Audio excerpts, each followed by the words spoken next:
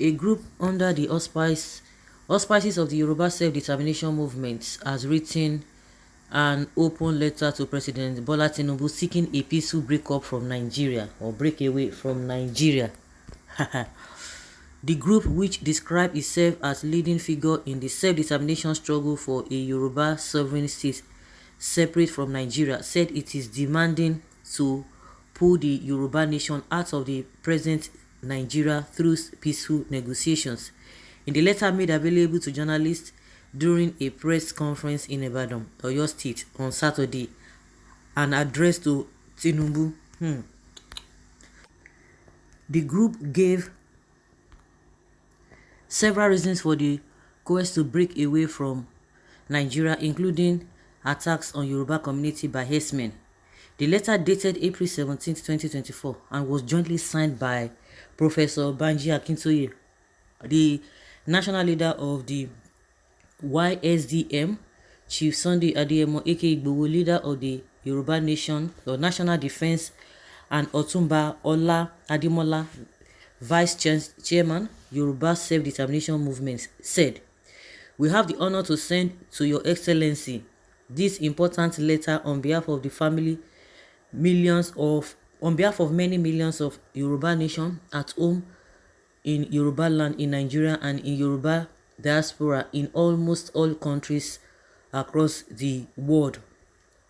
We send this letter most respectfully to Your Excellency as a follow-up to our earlier letter dated August 6, 2022, which we delivered to your predecessor, President Muhammadu Buhari, in his exalted position then as President of Nigeria. Since 2015, the Fulani have been killing widely among the other people in Nigeria, including us, Yoruba, destroying farms, villages, and other assets, kidnapping men and women, children, extorting large amounts of money as ransom from friends and family of the kidnapped, and repeatedly asserting their intention to seize the homeland of all the indigenous people of Nigeria for the purpose of turning all into a Fulani homeland.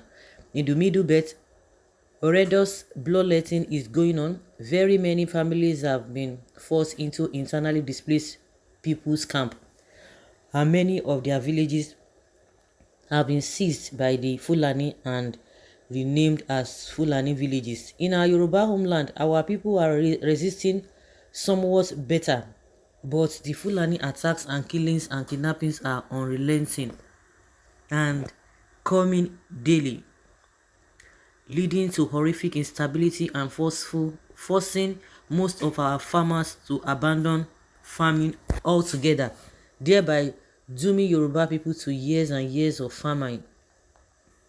According to an unofficial estimate, the Fulani have killed as many as 29,000 Yoruba people in the years since 2015. All these actions by the Fulani are to us Yoruba a sufficient reason for our seeking to separate our Yoruba nation from Nigeria. Most of us Yoruba have no confidence in the restructuring that some of our most respected Yoruba leaders, such as our fathers in our highly exalted Afenifere, are advocating. Really? You don't believe in oh my god, restructuring? Yes, which your people are advocating, and our reasons is what we know, that restructuring cannot keep the Fulani marauders away from our homeland, since after restructuring the Fulani will still be Nigerians like us and will still have full citizens' right to come in large numbers and with weapons and intend to destroy and seize land to our homeland. Their spokesperson have said again and again unambiguously that their Fulani nation has prepared all its citizens to fight their current war of subjugation and the land seizure for decades and even centuries to come. We Yoruba must not underestimate the Fulani. We must not condemn our people to Fulani killings, destruction, kidnapping, and all manner of things. Mr. President, another crucial matter that we we Yoruba must bring before your excellency is the horrific and seriously disturbing character of the attitude and the utterly disrespectful approach of one of the nations of Nigeria, namely the Fulani nation, to the federal government and the sanctity, integrity, and dignity of the Nigeria state and the public order. Your Excellency, since your inauguration as President of Nigeria in May 2023, the Fulani have stepped onto such a higher level of national devastation as to add mightily to our reasons for seeking to separate our Yoruba nation from Nigeria. We ask you to witness, Your Excellency, the two declarations of war by the Fulani against the President and the federal government of Nigeria and against the entire Nigeria polity. First, Fulani declaration of war, January 24, 2024. In this first declaration, the Fulani demand immediate release of the leader of Miyetti Bello Budejo, who was arrested for illegally creating an armed Fulani force which he intended to deploy to all states of Nigeria. The Fulani Declaration commands, we hereby retreat our demand for the release of Budejo. We hereby give 72 hours notice. Failure to release him, the Nigeria government will hear from us, threatening that because the Fulani elders had failed to secure a Fulani successor of or a person who would protect Fulani interests to succeed President Buhari in 2023, the Fulani have decided that their response is inevitable jihad. Okay. In a nutshell, you want Tinubu, you don't believe in restructuring, and you expect Tinubu. I'm even looking at that person that would be so bold to say he wants to divide Nigeria, the president. I'm just even looking at that president because they all believe in the Nigerian project.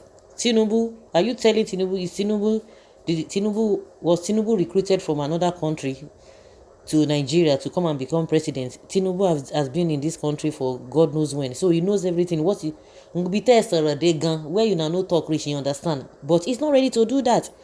Even when Buhari was there, when Fulani were, did he even defend the people? Does Tinubu believe in Fulani S-men committing all atrocities, all manner of atrocities everywhere? No, he doesn't believe that. So is it not that he wants to believe that? Is it not? He doesn't believe in that. And the question I've been asking, why is it that when Tinubu now became the president and these people are not even afraid, they still, now you are confirming that they are still operating at a larger level. They are not bothered, and Tinubu is not even doing anything. 3 Yoruba monarchs were taken down. What did he do? A whole Obas. What did Tinubu do? He didn't do anything. Restructuring, he said he's not even interested in restructuring. So is it the separation that you want him, or you just want to be? I don't understand. This is a wake-up call. No crime committed therein, no right thinking woman will like to share or live together with Fulani. But I thought these Fulanis and Yorubas, they understand themselves better.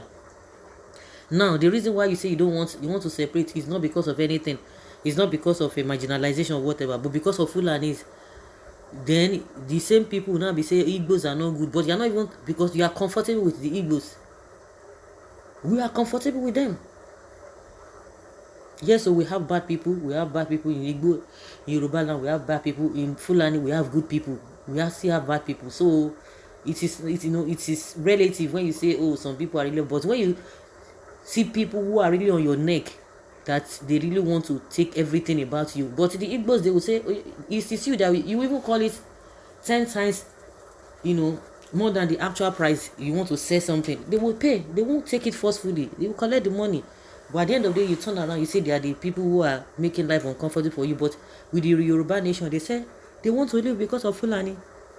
I know there are other things that they have in mind, but one thing I know is good. If you say you want to live, I don't have a problem with that, because you can't continue doing one thing over and over again and you don't see results. Unfortunately, these our politicians, they don't get sense. They don't get sense at all. If you do the right thing, nobody will be talking about want to separate. Do the right thing. Even what you are going to do to the people, they will just even be satisfied. Even in all those Western world, you think they are enjoying to that level. But when at least basic things of life, you can get it. Not giving handouts and And this issue of a palliative that Tinubu just introduced in his own tenure is just worse, because you hear that they have given some people palliative or money to go and distribute palliative. 2 days, you begin to hear something else, and he's comfortable with that. So you telling me, are you telling me that Tinubu is not in this country? How on earth did they expect President Tinubu to acknowledge that letter and implement it when it is not a fool and bigotry like them? Freedom is a fundamental right. How can you obey a government that cannot protect you?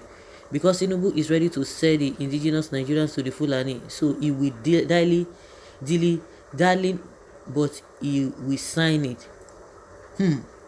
Like play, monkey won't enter market o. Misguided people. Mr. Bola Ahmed, President, if you are a complete Yoruba man, do it too. We all know you. Let us have our freedom. Not today.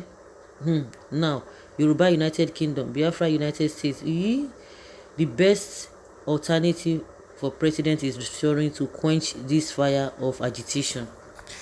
Okay, Tinubu, now don't write am. We could not see whether Ingo agree or not. Let's see.